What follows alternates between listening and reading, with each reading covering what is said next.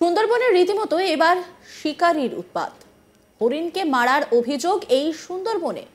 প্রশাসনের নজর এড়িয়ে এই কাজ কবে থেকে চলছে, এই প্রশ্নই ঘোরাফেরা করছে আম জনতার মধ্যে। পশুপ্রেমীরাও রীতিমতো ক্ষেপে আগুন।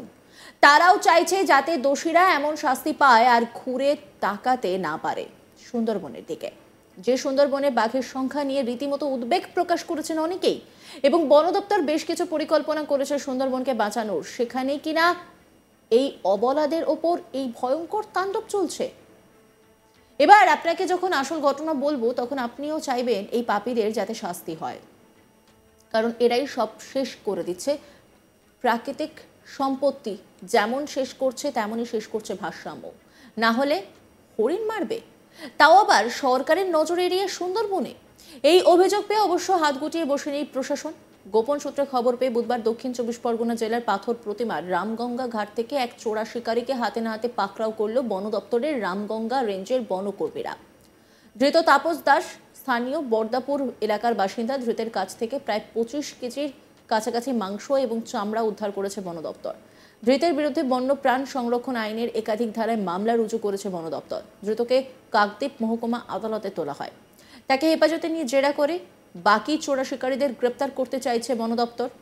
এই ঘটনা আগেও ঘটেছে বলে অনুমান বনকর্মীদের, কারণ কিছুদিন আগে হরিণের মাংস সহ দুজনকে গ্রেপ্তার করা হয়েছিল। ধৃতদের হেফাজতে নিয়ে জেরা করে সুন্দরবনের জঙ্গলে চোরা শিকারীদের হদিশ পায় বনকর্মীরা। তারপর থেকে পাথর প্রতিমার জঙ্গল লাগোয়া এলাকায় কড়া নজরদারি চালানোর মধ্যেই এবার চোরা শিকারী হরিণের মাংস এবং চামড়া সহ কর্মীদের হাতে হাতে ধরল। কিন্তু অভিযুক্ত মানতে নারাজ যে সে এই কাজ করেছে। এই মাংস শুকরের বলেও দাবি অভিযুক্তের। অভিযুক্ত তপন দাস, তিনি কি বলছেন শোনাব আপনাদের। বড়া মাংস মানে শুকর মাংস, তারা হচ্ছে শুকর মাংস না হরিণ মাংস? আর তাহলে চামড়া দেখা যাচ্ছে হরিণের স্যাম্পেল। ওই স্যাম্পেলটা কোথায় পেয়েছিলেন হরিণের চামড়া? আদিবির কাছ থেকে। কত কেজি মাংস? কত কেজি মাংস? 27 কেজি। এটা কি শুকরের মাংস আপনি জানেন? কিন্তু চামড়াটা কোথা থেকে পেলেন? কোথা থেকে পেয়েছেন? আইনজীবী সব্যসাচী দাস, তিনি কি বলছেন শোনাব আপনাদের। তপন দাস নামে একজনকে গ্রেপ্তার করে কাকদ্বীপ আদালতে নিয়ে এসছে পাথর প্রতিমা ফরেস্ট রেঞ্জ অফিসার। মূলত ওর বিরুদ্ধে অভিযোগ, ও গতকালকের একটা হরিণ মেরে, বরদাপুরে বাড়ি ওই ছেলেটির, ও হরিণ মেরে তার মাংস এবং চামড়া পাচার করছিল। সেই খবর পেয়ে বন দপ্তর রেড করে এবং ওকে ওই হরিণের মাংস এবং হরিণের চামড়া সহ হাতে নাতে ধরে ফেলে। তারপরে ওয়াইল্ড লাইফ প্রোটেকশন অ্যাক্টে ওর বিরুদ্ধে মামলা হয়। মামলা করে ওকে আজকে কাকদ্বীপ আদালতে নিয়ে এসছে এবং ওকে তদন্তের জন্য কাস্টডিতে চেয়েছে। এই নিয়ে একটি রিপোর্ট তুলে ধরেছেন আমার কলিগ প্রসেনজিৎ সাহা, দেখাবো আপনাদের। সুন্দরবনে ফের বেড়েছে চোরা শিকারীদের রমরমা। একের পর এক হরিণ শিকারীদেরকে গ্রেপ্তার করছে বন দপ্তর। গত 18 তারিখ দুজনকে গ্রেপ্তার করেছিল বন দপ্তর। ধৃতদের কাছ থেকে উদ্ধার হয়েছিল হরিণ ধরার ফাঁদ, হরিণের মাংস, হরিণের চামড়া সহ নানা সামগ্রী, যার থেকে প্রমাণিত হয় যে অভিযুক্তরা তারা হরিণ শিকার বা চোরা শিকারের সাথে যুক্ত। আর তাদেরকে আদালতে তোলা হলে পুলিশ হেফাজতের নির্দেশ দেওয়া হয় 3 দিনের জন্য। আর সেই পুলিশ হেফাজতের নির্দেশ পাওয়ার পর তাদেরকে পুলিশ হেফাজতে নিয়ে লাগাতার জিজ্ঞাসাবাদের পর আরও কিছু চোরা শিকারীদের নাম সামনে আসে। সেই নাম সামনে আসার পরেই বন দপ্তরের তরফ থেকে পুনরায় তদন্ত চালানো হয়। বৃহস্পতিবার পাথর প্রতিমার রামগঙ্গা খেয়াঘাট এলাকা থেকে তপন দাস নামে এক অভিযুক্তকে গ্রেপ্তার করে বন দপ্তর। ধৃতের কাছ থেকে 25 কেজি হরিণের মাংস ও হরিণের চামড়া উদ্ধার হয়। সুন্দরবনের বিভিন্ন প্রান্তে যে পুনরায় চোরা শিকারীদের রমরমা বেড়েছে তা এই পরপর দুটি ঘটনায় যথেষ্টভাবে প্রমাণ পাওয়া গিয়েছে। আর এতেই কার্যত কপালে চিন্তার ভাঁজ পড়েছে বন দপ্তরের। বন দপ্তর দাবি করছে যে সুন্দরবনের বিভিন্ন প্রান্তে চোরা শিকারীরা পুনরায় মাথা চাড়া দিয়ে উঠেছে। আর এই চোরা শিকারীরা মাথা চাড়া দিয়ে উঠতেই কার্যত কপালে চিন্তার ভাঁজ পড়েছে বন দপ্তরের। ইতিমধ্যে সুন্দরবনের বিভিন্ন প্রান্তে তল্লাশি অভিযান চালানো হচ্ছে।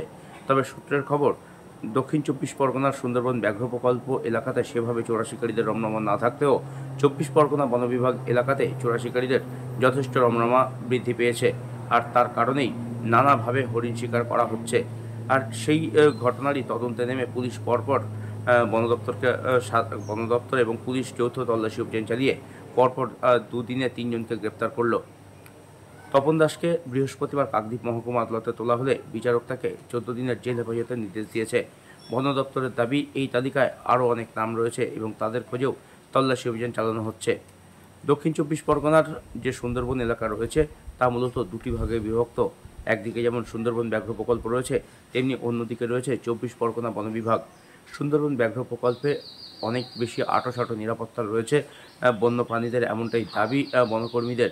কিন্তু তুলনামূলকভাবে 24 পরগনা বন বিভাগ এলাকায় সেখানে কিছুটা হলেও সুন্দরবনের যে জঙ্গল বা বন্য প্রাণের ওপর যে নজরদারি তাতে কিছুটা ঢিলেমি রয়েছে বলেও অভিযোগ ওঠে মাঝে মধ্যেই। আর সেই কারণেই চোরা শিকারীদের যে রমরমা সেটা যথেষ্ট পরিমাণে বৃদ্ধি পেয়েছে বলে মনে করা হচ্ছে।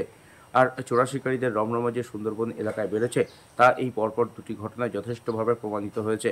গত 18 তারিখ এই ঘটনায় এক মহিলা এবং একজন পুরুষ দুজনকে গ্রেপ্তার করেছিল বন দপ্তর। সম্পর্কে দুজনে ভাই বোনের পরিচয় দিলেও তারা যে আদতে চোরা শিকারী তা এক প্রকার নিশ্চিত বন দপ্তর। তার কারণ তাদের কাছ থেকে হরিণ ধরার ফাঁদ, হরিণের মাংস, হরিণের চামড়া সহ যাবতীয় চোরা শিকারের সামগ্রী উদ্ধার হয়েছিল। আর সেই ঘটনার পর ধৃতদেরকে নিজেদের হেফাজতে নিয়ে আরও তদন্ত করে বন দপ্তরের কর্মীরা। তাদেরকে জিজ্ঞাসাবাদ করে আরও বেশ কিছু চোরা শিকারীর নাম সামনে আসে। আর সেই সামনে আসা নামগুলোর খোঁজেই তল্লাশি শুরু করেছে ইতিমধ্যেই বনকর্মীরা, এবং সেই তল্লাশি করতে গিয়ে তপন দাস নামে এই ব্যক্তির সন্ধান পান বনকর্মীরা। বন আধিকারিকরা জানিয়েছেন, তপন দাসের কাছ থেকে 25 কেজি হরিণের মাংস এবং হরিণের চামড়া উদ্ধার হয়েছে।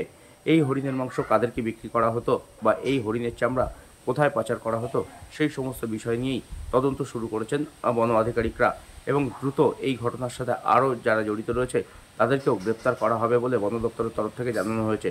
সব মিলিয়ে সুন্দরবনের বিভিন্ন এলাকায় যেভাবে চোরা শিকারের রমরমা বেড়েছে তাতে যথেষ্ট চিন্তার ভাঁজ পড়েছে কপালে বনকর্মীদের, এবং বন আধিকারিকরা চাইছেন দ্রুত চোরা শিকারীদেরকে গ্রেপ্তার করে সুন্দরবনের বন্য প্রাণ যাতে পুনরায় সংরক্ষণ করা যায় সেদিকে নজর দিতে।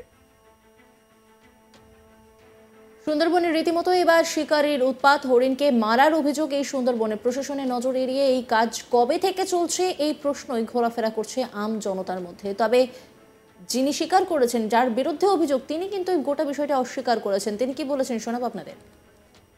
তপন দাস নামে একজনকে গ্রেপ্তার করে কাকদ্বীপ আদালতে নিয়ে এসছে।